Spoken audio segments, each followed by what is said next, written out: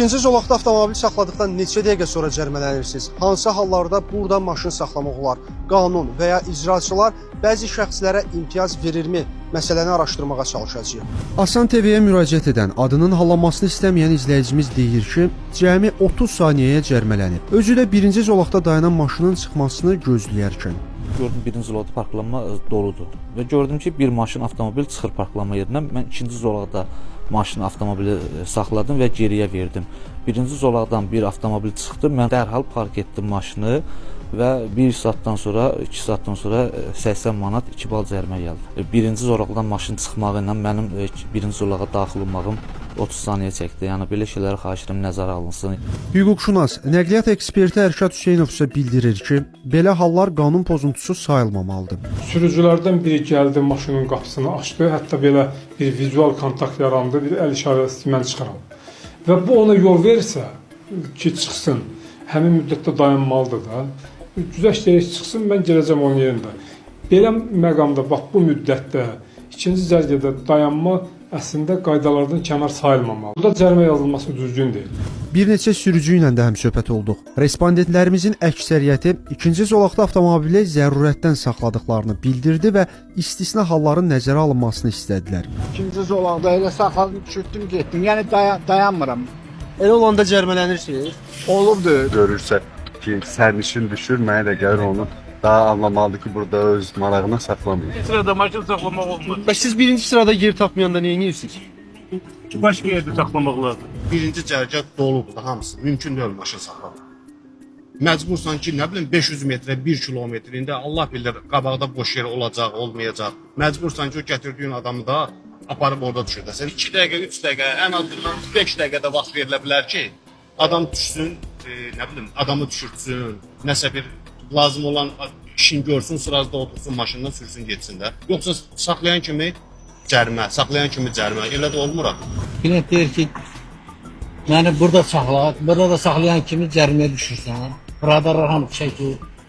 Almış belə də heç nə eləmir. 18 dənə balım var mənim, heç nə eləmir. Çox adamla saxlanmır ki, ikinci zolaqda 80 manat cərimə elə 2 bal. Onun sürüb geylər qabağa, o qabaqdan da düşüb gələndir. Çətinliyim o, saxlayanla da yazıq şoferlər 2 bal cərimə eləyirlər. Bəzi sürücülər cərimədən yaymaq üçün müxtəlif üsullardan istifadə edirlər. Bəzən birinci zolaqda yer olmur və avtomobili ikinci zolaqda saxlamağa məcbur oluruq. Buna maşında olan yükü, sərnişini düşürmək səbəb ola bilər. Sürücülər isə, bəzi sürücülər məcburiyyətdən maşının nömrələsinin qarşısında dayanıb, özlərini kameralardan daha dəqiq desəm, cərimədən qoruyurlar. Bəzi sürücülər avtomobilində fiziki məhdudiyyətli şəxs və ya düşürüləsi yük varsa, maşını gedəcəyi ünvandan çox da uzaqda saxlaya bilmir. Bir fiziki məhdudiyyətli şəxsin maşından düşməsi üçün tələb olunan vaxtı hesablamağa çalışdıq. Senarimiz ən yaxşı hallara hesablanıb.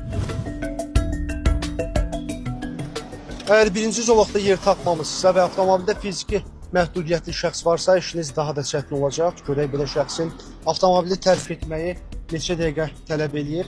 Nəsə zəhmət olmasa dəstək olardı da mənə. Vaxtı başlatdı.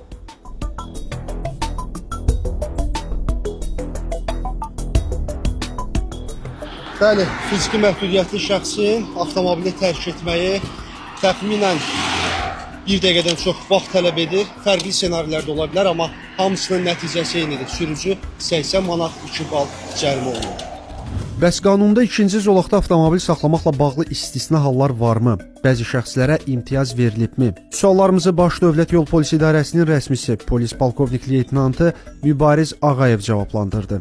Ümumiyyətlə, yol hərəkəti haqqında qanunda göstərilir ki, yan qoşqusu olmayan motosikletlərin, mopedlərin, velosipedlərin, eləcə də kiçik elektrik nəqliyyat vasitələri istisna olmaqla digər nəqliyyat vasitələrinin yolun hərəkət hissəsinin kənarında ikinci və sonraki cərgədə saxlanması bu qadağandır.